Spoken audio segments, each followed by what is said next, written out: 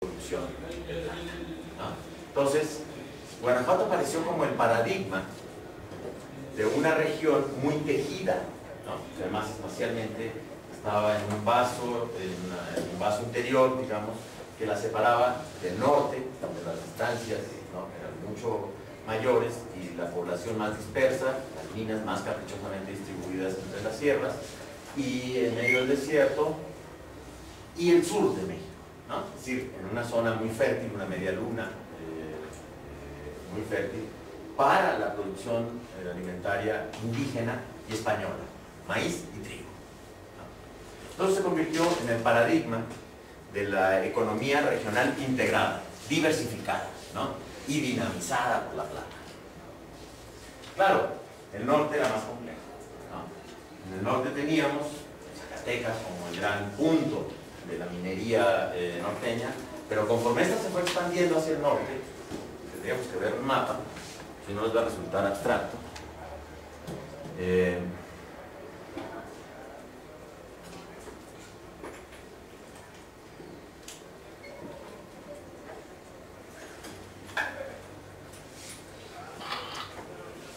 Bueno, después hacemos referencia a los puntos que aquí aparecen, pero estamos hablando de la zona del Bajío, aquí, ¿no?, en el centro. Bueno, la región de Guadalajara es esta, Bolaños es un centro minero importante, San Luis Potosí otro centro minero, Zacatecas, Matehuala, 14, Sombrerete, todos estos son centros mineros importantes. Bueno, Saltillo era una fundación que en su momento fue una de las fundaciones más septentrionales, ¿no? Aquí el desierto divide el norte de México está dividido en tres, hay dos sierras y un desierto al centro, ¿no? Entonces el occidente, el norte central y el norte del este, ¿no? Entonces los puntos orbitales, los puntos más distantes de estos, este es el camino de tierra adentro, ¿no? Este es el camino real de tierra adentro que llevaba desde el puerto de Veracruz hasta Chihuahua y llegaba hasta Santa Fe en Nuevo México. Pero bueno, dejémoslo en Chihuahua para ser realistas, ¿no? Porque de Chihuahua a Santa Fe prácticamente había apaches, ¿no? Pero esta era, digamos, la red troncal de la caminería que ligaba a los principales centros mineros con Veracruz y la Ciudad de México, que eran, digamos, los puntos más sensibles o los puntos de poder y de comercio de la Nueva España. Bueno, entonces ya no tomé, para los efectos de nuestro examen, el sur de México, donde está Oaxaca, etc. Bueno, Yucatán vivía en una isla territorial y temporal, etc. Pero lo que nos interesa es esto que se va a producir en el siglo XVIII, porque el siglo XVIII territorialmente es de aquí hacia el norte, ¿no? La expansión sería de aquí hacia el norte. Bueno, entonces, ¿qué mercados teníamos? Teníamos mercados estructuralmente muy diferenciados. Mercados en donde la minería o era muy protagónica y generaba todo un efecto de arrastre sobre el conjunto de la economía, o regiones agrícolas y una suerte de pequeño sistema de ciudades, ¿no?, con las enormes dificultades que presenta. Ahí un poco se puede ver, no es en 3D, pero algo se puede ver, es un mapa de Humboldt. Se puede ver la orografía como obstáculo, ¿no?, a la integración de los mercados. Bueno, entonces ahí se desprende una corriente historiográfica que insiste, sostiene que lo que caracteriza a la Nueva España es una segmentación, una suerte de islotes de mercado, ¿no?, débilmente articulados entre sí. Articulados por una institución, digamos, por un vértice institucional que es, pues, la Real Hacienda, ¿no?, el cobro de impuestos en Estado. Pero para los historiadores el problema que se planteaba, los historiadores económicos, era si existía o no el mercado interno y en qué términos existía este mercado interno. Como comentaba en la sesión anterior, una de las instituciones más importantes en esta fase de prosperidad de la economía novohispana fue, y resultado también de toda una reforma institucional para favorecer a la minería, fue la construcción, la edificación del Colegio de Minas, ¿no?, Ingeniería de Minas. Y este que fue como el think tank de la tecnología minera, tuvo a un director, un tipo muy lúcido, Fausto de Luya, un riojano que había tenido una experiencia en las minas de Idria y Bohemia y tenía un satisfactorio conocimiento sobre la tecnología mundial en la minería.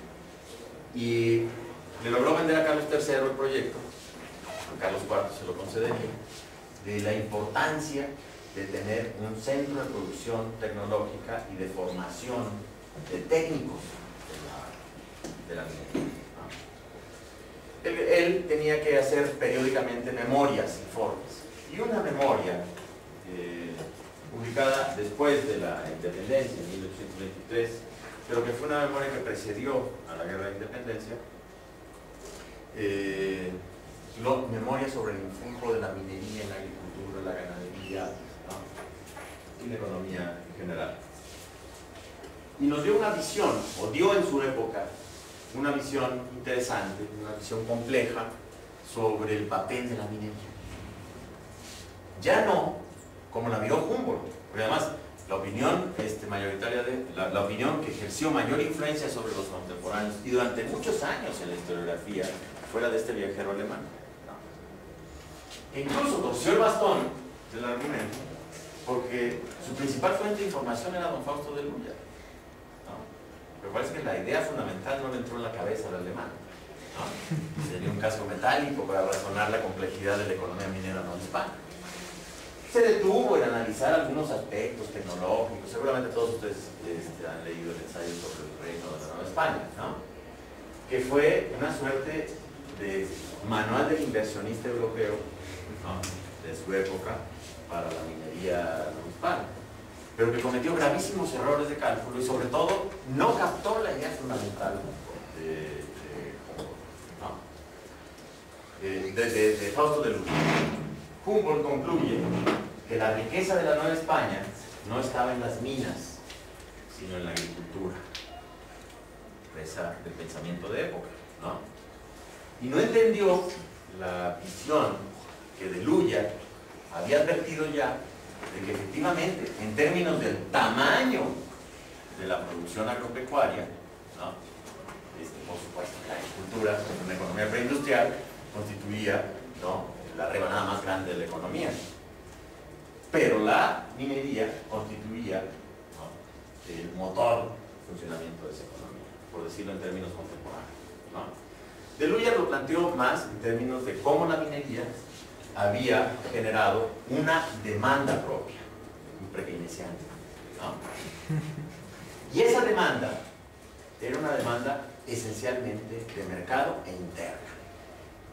Humboldt, como decimos en México, se fue con la finta de que la debilidad económica de la minería mexicana estaba, por un lado, en la tecnología, ¿no? Hay una lucha, dentro de los artículos de Saurian, sobre la tecnología minera del siglo XVIII, una lucha de concepciones, ¿no?, entre, digamos, los alemanotes, ¿no?, y los españoles y hispanoamericanos. Pero bueno, que uno de los temas era, de la debilidad era eso, y dos, su alto grado de dependencia de la demanda de azogue, ¿no? Humboldt no alcanzó a entender la importancia de la producción doméstica para la minería, ¿no? Claro, también era él muy solidario con la visión que había en la época de que la política económica de los Borbones estaba orientada, como ustedes saben, dos líneas fundamentales para la rehabilitación de la minería: la reducción de los impuestos patrimoniales o los derechos patrimoniales, el quinto real al diezmo, y por otro lado la oferta continua, ¿no?, y a precios declinantes del mercurio, ¿no?, el mercurio que se utilizaba para la refinación. Pero no entendió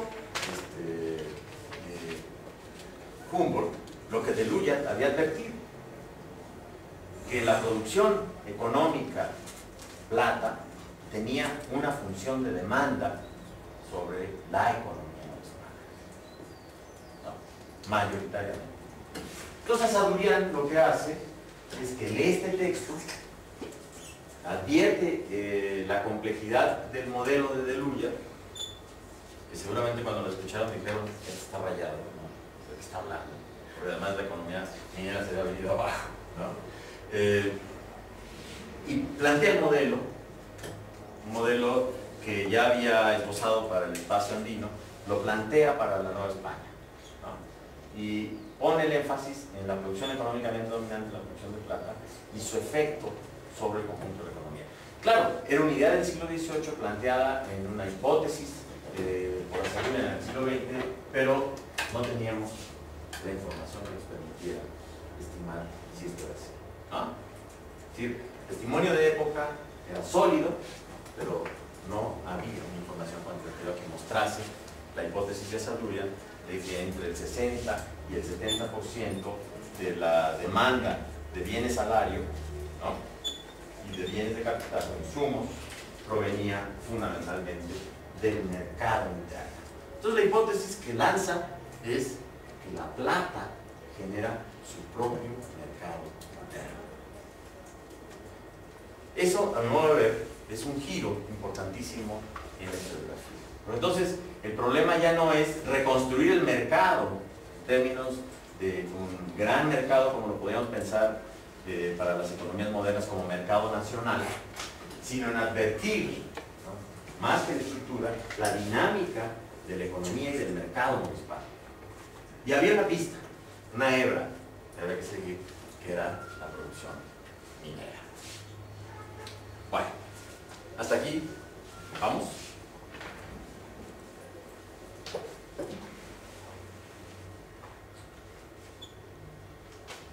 Los historiadores de la minería no hicieron mucho para ello. Bueno, esto es de la compu.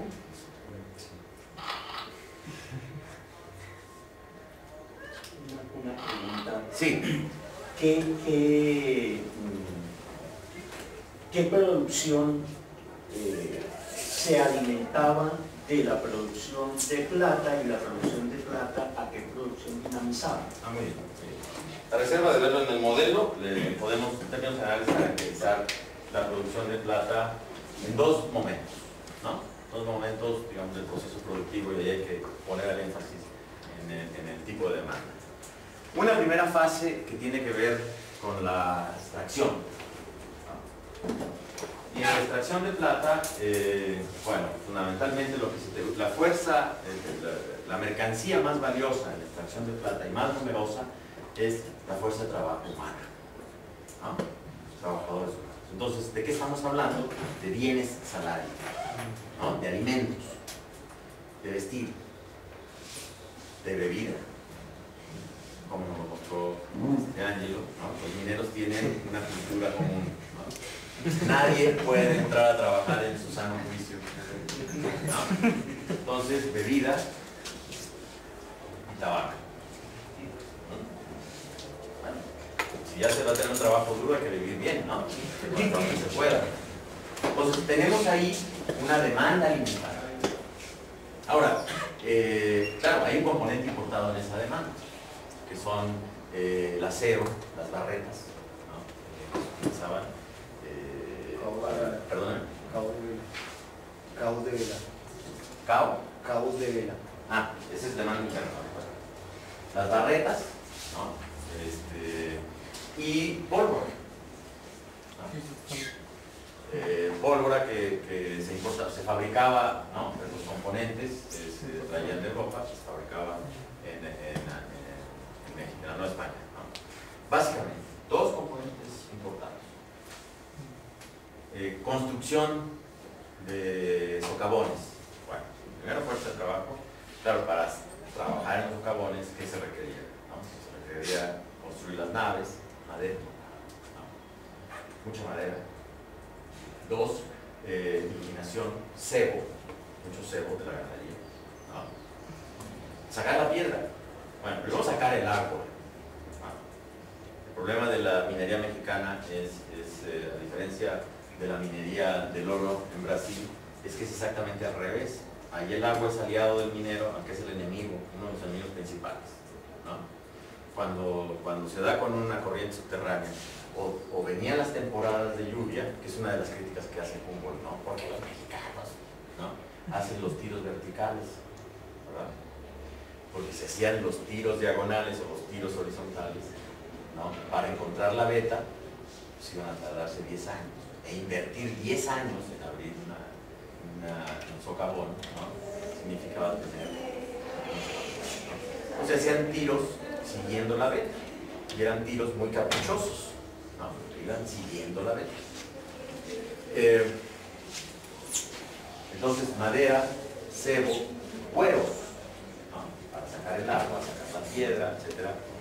Pero, esencialmente, Marcelo Carmagnani hizo un trabajo sobre la mina de la Valenciana, para ver la contabilidad de la mina, y establecer que es la fuerza de trabajo, el costo mayor en esta fase de producción, ¿no? Y es fundamentalmente demanda alimentaria, ¿no? Bueno, endógena, por supuesto. No bebían coñac. Segunda fase, la fase industrial de la minería, que es la refinación. Bueno, hay una salida alternativa que es el método de fundición, ¿no? Que se hacía en hornos, en pequeña escala. Bueno, básicamente lo que había era requerimientos de productos químicos locales, por ejemplo el carbonato de sosa, ¿no? El esquite, la sal, etcétera, que eran de producción local. No se requería azúcar, que era el consumo importado, ¿no? Pero en la segunda fase, la principal demanda, bueno, y también por supuesto mulas para los malacates, ¿no? Está sacando malacates, el concepto, ¿no? Este sistema de desagüe, ¿no? Poleas, A través de poleas, ¿no? Es un mecanismo de transmisión, ¿no? Entonces es como una noria que la mula, ¿no? Da vuelta y vuelta y vuelta 24 horas, no la misma, ¿no? Entonces serían varios. Y la siguiente fase, que es la industrial, que fue la más visible a los ojos de Humboldt, ¿no? Pero también no se metió mucho a las minas Humboldt, ¿no? Como decimos en México, de exploración, ¿no? Siempre no, esto es un caos de organización, ¿no? Las minas es un desorden, por eso se producen los derrumbes, no saben construir minas. No, si no estaban construyendo palacios, estaban siguiendo la plata, ¿no? Y la fase industrial, que es la refinación, que es probablemente la fase más compleja de la producción de plata, ¿no? Que fue la introducción del método del patio, ¿no? De Bartolomé de Medina, que en el caso de la Nueva España en el siglo XVIII construyó verdaderas, ¿no? Industrias mineras, ¿no? Las grandes haciendas que fue la parte más importante de la inversión de los mineros, fue construir las haciendas de beneficio de la plata. Y para eso se movía todo una suerte de grandes de mercado enormes que tenían un enorme radio. Piense usted que nada más la Valenciana, ¿no? Tenía 40.000 mulas acémilas, no sé tantas, ¿no? En el siglo XVI y XVII los indios machacaban, ¿no? La pasta, la torta, la retorta, lo hacían con los pies y morían como moscas, ¿no? Por el mercurio. En el siglo XVIII eso lo hacen las mulas. Entonces toda la parte si ustedes ven, hay una pintura fantástica de Pinati sobre la mina de San Miguel Regla, que tiene los patios, que son esos patios circulares, ¿no? Donde se hacía, eso sí lo retrata bien Humboldt, porque le interesaba mucho, ¿no? Ahí pueden leer el proceso de amalgamación, cómo se va pasando distintas combinaciones químicas en patios circulares, ¿no? Que son trabajados por estas mulas, ya sea con semoviente o ya sea con los pies. Una parte del proceso de producción lo seguían haciendo los indios con sus pies, ¿no? Pero eran enormes espacios, pero con una organización industrial muy moderna para la época. Y esas 40.000 mulas no solamente trabajaban en las minas, sino acarreaban. Era un sistema de transporte propio de la mina. Porque todos comían maíz, ¿no? Los trabajadores, los patrones, las mulas, ¿no? Todos comían maíz. O sea, había una gran demanda de granos como insumo, como bienes de consumo, como bienes de producción, ¿no? Entonces, si uno examina las distintas fases del proceso de producción, advierte inmediatamente una canasta enorme de productos locales, regionales, ¿no? Con los manos. La sal, el carbonato de sosa, el cobre, etcétera, ¿no? Todo va en este proceso. Entonces, el estudio sobre la demanda minera plantea el problema de qué mercados están abiertos. Bueno, sin embargo, hasta ahí seguimos, ¿no? Azaburría lo plantea esto en términos de un ciclo de circulación del capital minero, siguiendo la vieja fórmula, ¿no?, que todavía nos dice cosas importantes, ¿no?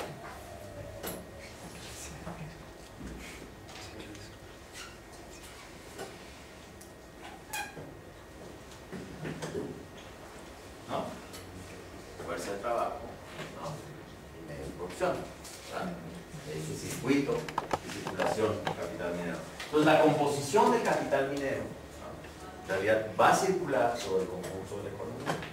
Estamos hablando de la fase de la producción de la mercancía de dinero, no de la realización de la mercancía, no de la circulación de la plata, sino la que le precede. ¿Sí? Estamos concentrados exclusivamente en el proceso de producción. Pero ese proceso de producción, como dice el sabio Marx, es inmediatamente un proceso de circulación, ¿no? Es decir, en ese proceso de producción tenemos ya un conjunto de producciones articuladas a la producción de la mercancía plata, ¿no? Y la escala es importante, porque la escala va a permitir, los precios lo expresan, va a permitir vencer el problema de los, digamos, de un centro minero y sus círculos de abasto, como lo menciona von Thunen, respecto a la visión del centro minero, ¿no?, y del mercado de larga distancia, ¿no? Es decir, que se va a producir todo un proceso ya de organización espacial de ese mercado alrededor de las minas. Claro, porque las minas, además, o la plata, eligió estar en lugares muy incómodos para la agricultura, ¿no?, o muy poco propicios para la ganadería, ¿no?, o difíciles para la construcción de centros urbanos, ¿no? Entonces teníamos minas en las faldas de las sierras, ¿no?, o metidas en el desierto, como Cedral o como Real de 14, etcétera, ¿no?, donde lo que hay alrededor son coyotes y peyote, ¿no?, muy importante para la vida, pero no para la producción de plata. ¿Sí? ¿Me explico? ¿Hasta aquí me siguen? Bueno, entonces, detrás de este argumento había que entender esos mercados.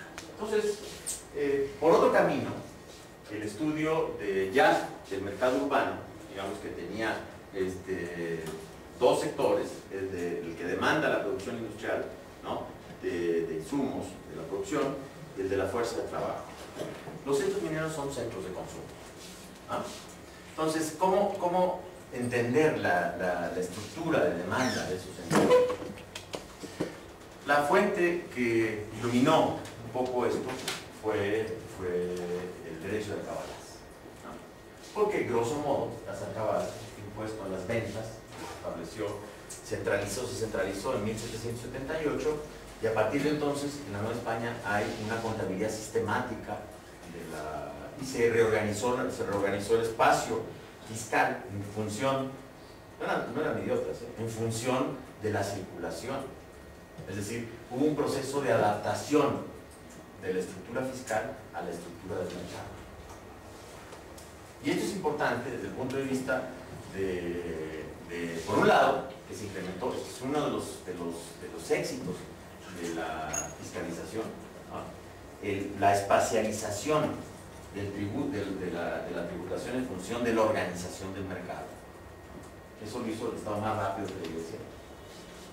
Y dos, que los datos que nos refleja la circulación a través de las alcabalas, partiendo del hecho de que, por supuesto, lo que se fiscaliza es lo que se compra y no, de nuevo, la economía natural, y sobre todo, bueno, algunos privilegios, los indios no pagaban, por ejemplo, alcabala por la introducción de maíz a las ciudades y a las minas, con lo cual no sabemos qué parte de la demanda de maíz de un centro minero era producido por las comunidades campesinas indígenas, ¿no? Sabemos a través de defraudaciones Es decir, que comerciantes utilizaban a los indios para introducir maíces, ¿no? Que la Real Hacienda hace investigaciones y entonces dice, aquí se está produciendo, ¿no? Está hace rato fiscal, ¿no?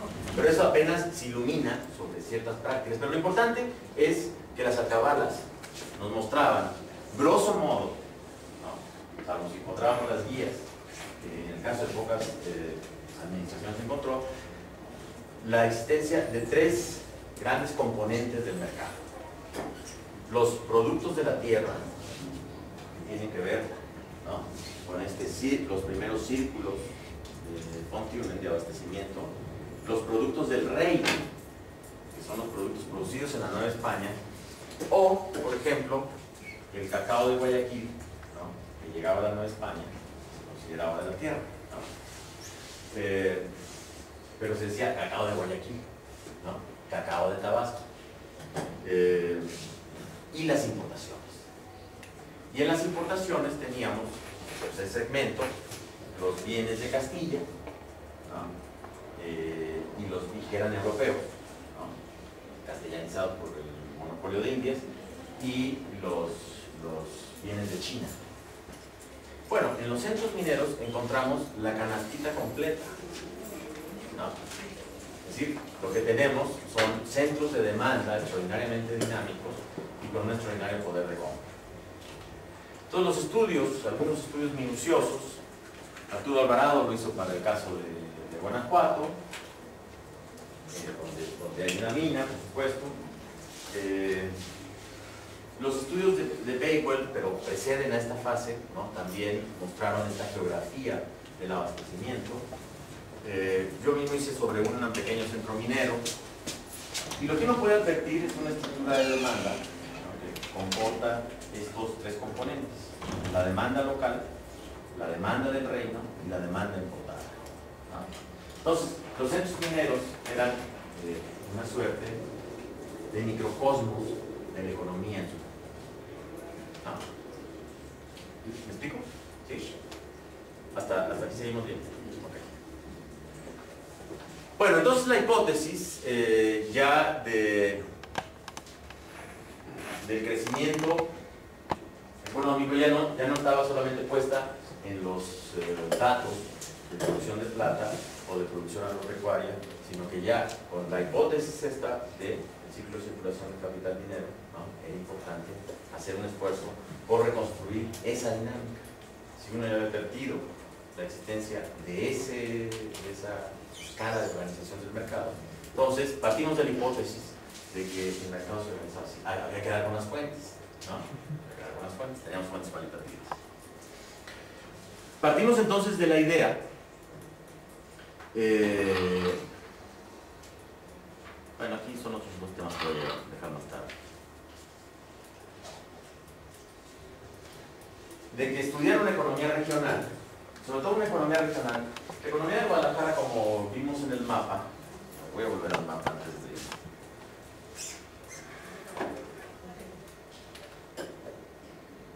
La Nueva Galicia, que es cuyo reino es capital, la ciudad de Guadalajara,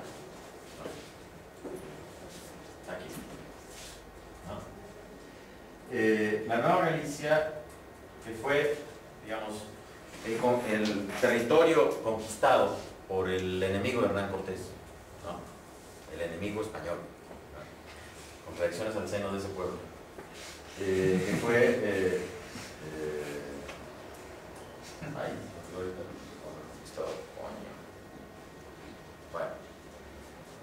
ni gallego era, pero bueno, dividió el territorio y la corona Nuño de Guzmán, la corona identificó muy claramente que esto era importante, ¿no? Tener dos columnas enfrentadas, dos conquistadores luchando por privilegios. Lo más importante del siglo XVI hasta el siglo XIX fue la constitución espacial del territorio de la Real Audiencia, ¿no? Una de las funciones claras del gobierno, pues, es la justicia. La Real Audiencia de la Nueva Galicia arranca un poco de acá, de Colima Manzanillo, y va a dividir el territorio hasta todo el norte, ¿no? Y ese territorio jurisdiccional fue importantísimo luego lo veremos en el siglo XVIII, porque la autoridad de la audiencia y lo que fue el reino de la Nueva España, de la Nueva Galicia, perdón, que estaba hasta la desembocadura del río Pánuco, ¿no?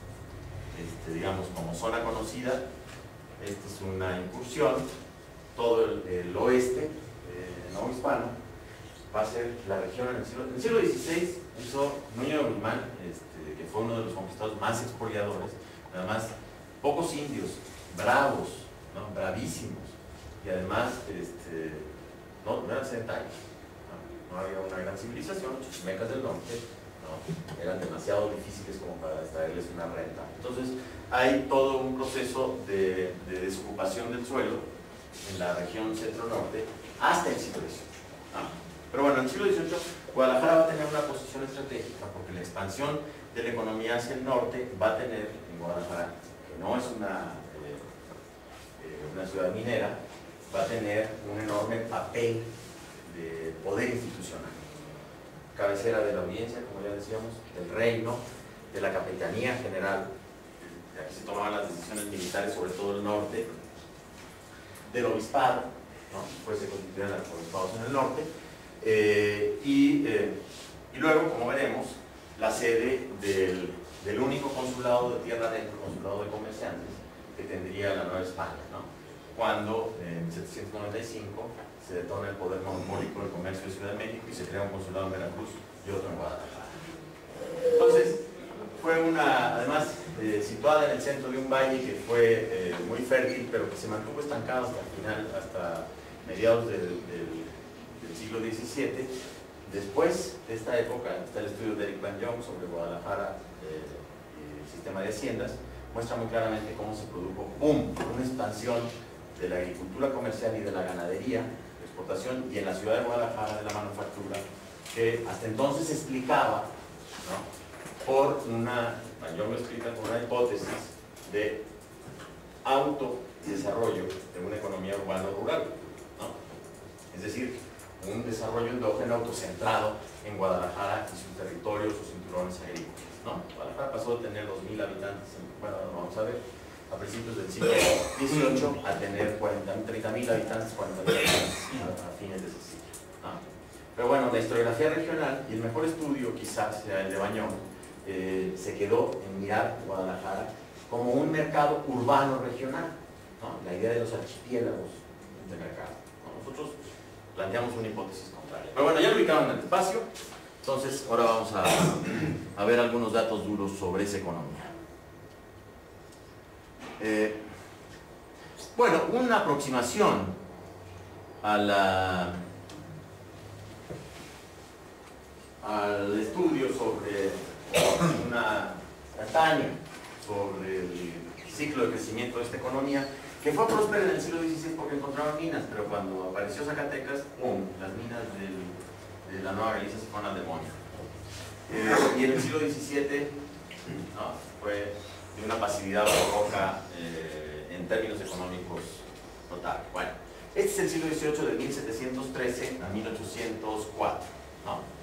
La serie está tomada a partir de los datos de reales novenos de las grandes cuentas que Hertlein y John Tepaske publicaron. Corregidas porque yo les creo, pero no está de más ir a ver a los documentos, hacer algunas correcciones. Entonces, bueno, los reales novenos son lo veremos en el taller, pero son una medida inexacta, pero valiosa en el largo plazo.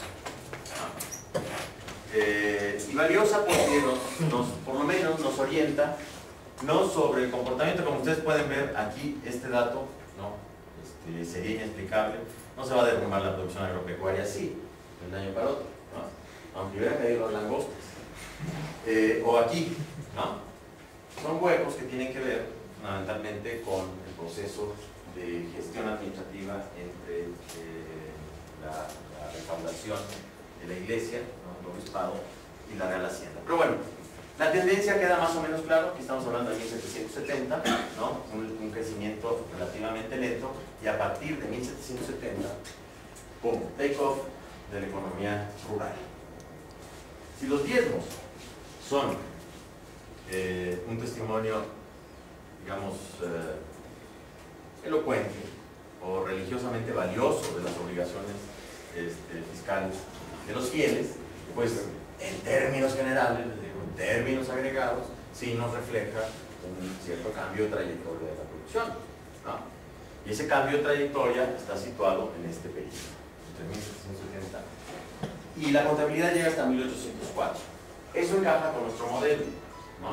Es para 802, 803. Bueno, lo que hay que sacar aquí, conclusiones básicamente, que se produjo este despegue de la economía agropecuaria, ¿no? Es decir, un despegue que fundamentalmente va a multiplicar por 3 el output agropecuario, en un periodo relativamente corto. Ahora bien, para criticar la hipótesis, Bañón, pues relacionamos el producto con la población. Y la población, digamos, tiene, aquí ya no alcanzo a ver, tiene puntos, tiene varios puntos de fuentes relativamente inexactas, ¿no? De repente es un registro de vecinos, de repente es un padrón. En realidad es hasta 790 donde podemos tener patrones realmente importantes. Aquí establecimos una relación entre la evolución del producto y la evolución de la población, ¿no? Claro, aquí lo que tenemos es una expresión cuadrática de puntos, ¿no? de la población, de censos, de cohortes, ¿no? Pero bueno, lo que sí podemos advertir, desde luego, es que hay un jalón de la población, ¿no? que precede un poco al crecimiento económico, pero que se atenúa en relación al crecimiento económico, ¿no? Y esto, si lo traducimos un poco a la hipótesis, Bañón, él sostiene que el crecimiento económico resultó del proceso de concentración y de la demanda urbana, fue ampliando, ¿no? Es una ciudad que se creció por la migración, ¿no? El mercado fundamental sería el mercado urbano y luego, ¿no? los círculos concéntricos. Nos planteamos la hipótesis al revés, ¿no? Que la demanda que se empezó a producir, claro, internamente por su sector minero de la economía no hispana, que no tenía grandes minas, sino una distribución de minas, generó, ¿no? un crecimiento económico en el área contigua a la ciudad y produjo, ¿no? un proceso de aglomeración. Vamos a ver con el modelo. Bueno, vamos a hacer para efectos de esquema, ¿no? A ver, ¿de qué estamos hablando? Un poco una estilización de los 3 niveles del mercado. Cuando examinemos el modelo, vamos a analizar. Partimos entonces de esta idea de que el mercado de Guadalajara, ¿no? está organizado en 3 grandes niveles. Por un lado, el mercado regional, ¿no? el mercado interno no hispano y el mercado colonial, digamos, el mercado global, el mercado mundial, ¿no? el mercado internacional. En el primer caso, lo que tenemos es Guadalajara ciudad, Guadalajara capital, ¿no? y su hinterland agrario, rural, es decir, ese mundo de haciendas extraordinariamente productivas que se generó en torno a la ciudad, ¿no? y que, digamos, es el problema, el objeto de estudio de Bañón. Y 2, lo que no cuidó o no examinó, por tener un examen del modelo de crecimiento como lugar central, ¿no? que son las regiones especializadas en cierto tipo de productos de exportación regional. Los cultivos comerciales, ¿no? trigo, maíz, la ganadería extensiva, ¿no? se da fundamentalmente en las tierras, las tierras bajas y en la costa, y en las estribaciones montañosas, y la minería, una minería a pequeña escala, que según el intendente Abascal a principios del siglo XIX, y miren que él lo plantea no como una hipótesis, ¿no? sino dice, hay 400 pequeñas minas que están escapando a la fiscalización del Estado. ¿No?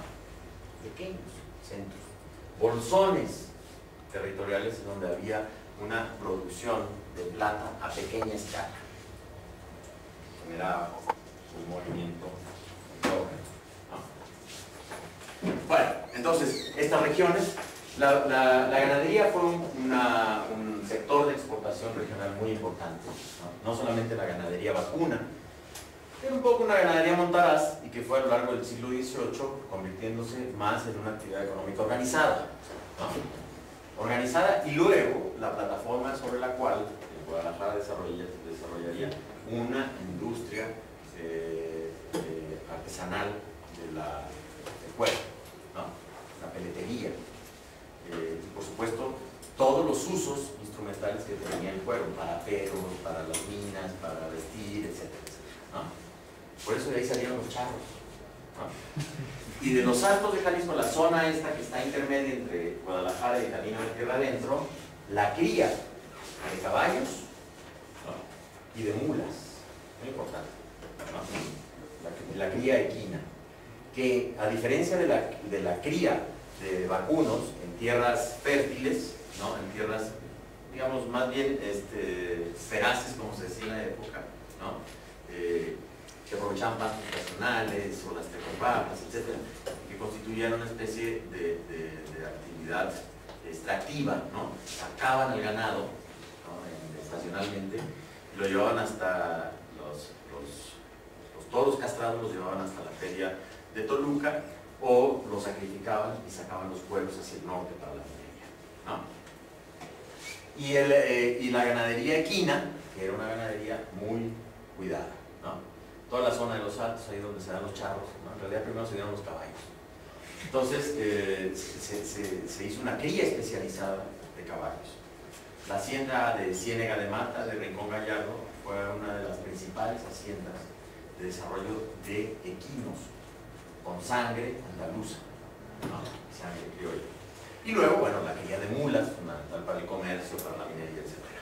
Entonces, ese mercado regional de Guadalajara estaba compuesto no solamente por el sector de su hinterland agrario, sino también por estas áreas, por estas regiones especializadas en productos que iban más allá del mercado regional, pero que también abastecían a la economía de Guadalajara. Bueno, el mercado interno novohispano, aquel al que nos referimos, como, digamos, dos grandes segmentos. El camino de tierra adentro, este que vimos dibujado hacia el norte, que tenía entre sus principales polos de demanda de productos que se producían en Guadalajara, a Zacatecas, San Luis Potosí, Durango y Chihuahua, ¿no? Regiones mineras, ciudades mineras, y Saltillo, que era, digamos, la frontera comercial. La ciudad estaba en la frontera agrícola y comercial con el norte del septentrión más distante, y el Pacífico, que es toda la costa del noroeste, que relacionaba fundamentalmente a Guadalajara con los territorios de Sinaloa, donde había plata, donde había minas, Cozalá, y Sonora, donde había oro, poquito, pero había, ¿no? Te reirás de la realidad, conoces ya. En una ocasión nos reunimos, ¿te acuerdas? Era que hablar de la minería del oro en México, Brasil y Colombia. Claro, México, ¿no? Pero bueno, la minería del oro estaba en Sonora. Y las Californias, desde luego. Y como ustedes saben, las Californias era una región, como se decía en la época, pasiva en su comercio. Es decir, era una región que debía de ser abastecida, porque era una serie de resguardos para la navegación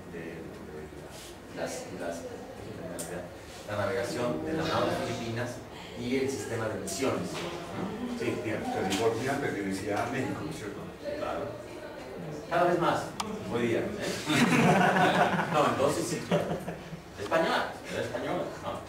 La Alta California. ¿No? Bueno, el punto de navegación extremo era... México también.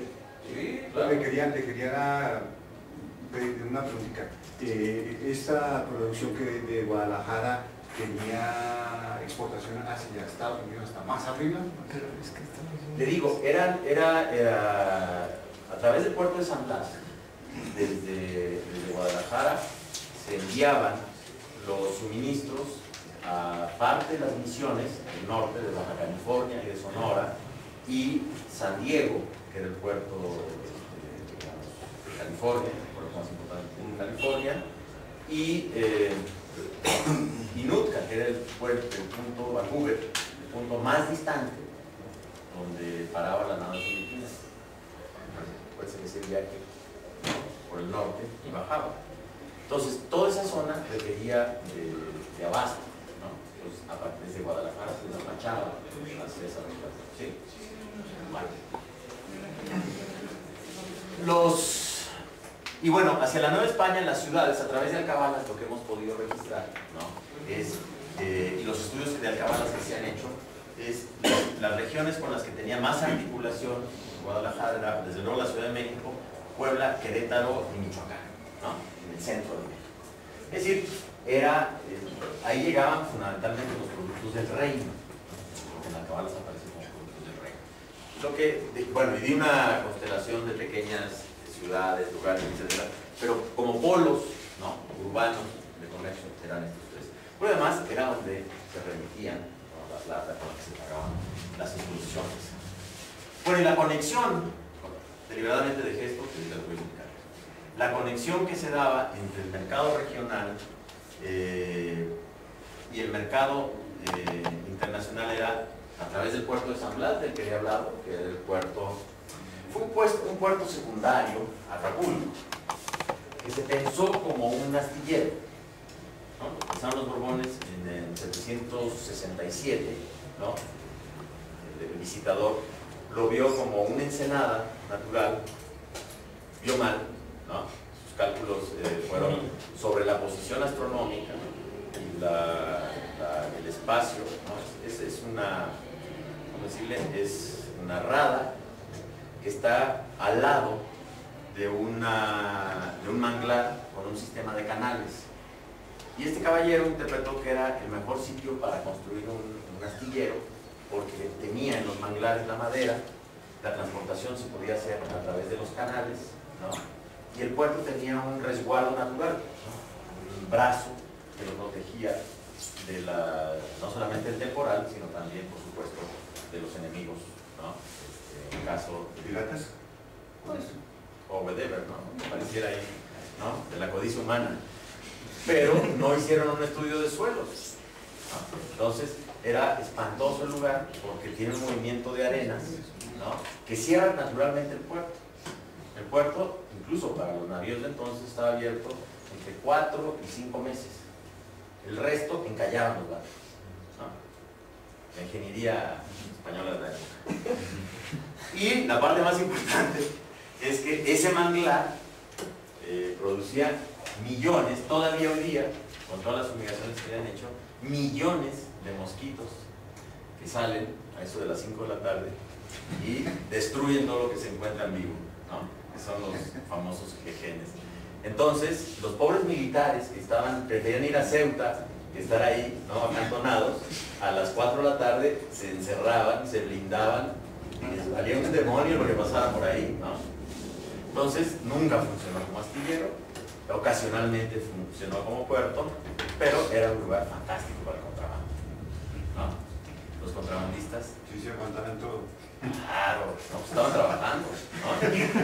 Bueno, el puerto de Veracruz, en la costa atlántica, y el puerto de Acapulco, que era, digamos, un puerto importante. No era un puerto en el sentido, incluso Veracruz era un puerto bastante informal en la época. Acapulco era todavía más informal, una bahía fantástica, ¿no? Todo lo contrario de San Blas, pero donde no había nada, ¿no? Entonces la feria poblaba Acapulco, ¿no? A lo largo de 3 semanas o 4 semanas, cuando se rendía el viaje por una vuelta, y el resto del año no había nada, ¿no? Todos se subían al infame pueblo de Chilpancingo, del que les hablo, ¿no? Porque ahí el clima era más sano, era más seco. Bueno, en el centro está el eje de la organización de ese mercado, ¿no? Una feria casi medieval, la feria de San Juan. se ocurría 40 días al año en un santuario que todavía hoy, después de la Villa de Guadalupe en Ciudad de México, es el centro de peregrinación más importante de México. Y un centro de peregrinación que se inventaron en el siglo XVII, ¿no? Con una advocación, porque era un centro ritual al que venían los chichimeos, ¿no? Desde el norte. Comían peyote, pero bueno, venían ahí, ¿no? Al centro ritual. Prehispánico. Sí, claro, ¿no?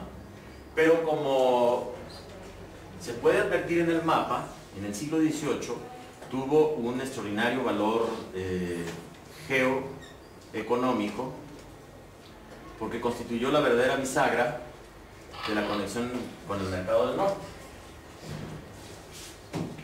Aquí está. ¿No?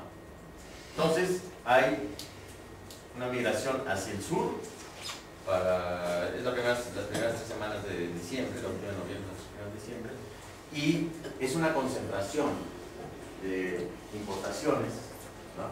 La más importante, se decía, feria de tierra adentro. Un visitador que cito ahí en el libro, lo que decía, bueno, en este pueblo no hay nada, polvo, un santuario, y una vez al año la feria más espléndida del Reino de la Nueva España. Bueno, estudiar esa feria es importante. Entonces, lo que trabajé fue los libros de aduana de Guadalajara para ver la importancia de la feria en el comercio de Guadalajara, el comercio regional de Guadalajara.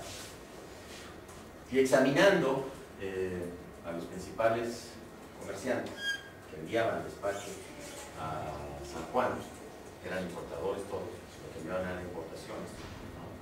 Entre el 40 y el 60% de sus existencias anuales de importaciones las liquidaban en 15 días ahí. ¿No?